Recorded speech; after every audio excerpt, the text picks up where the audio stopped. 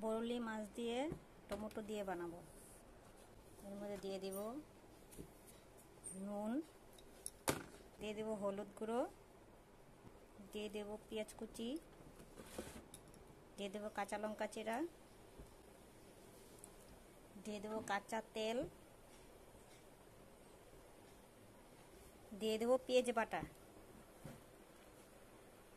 এটাকে আমি মেখে নেব। এটাকে মেখে নিলাম। এখন কড়াইয়ের মধ্যে তেল দিয়ে দিলাম।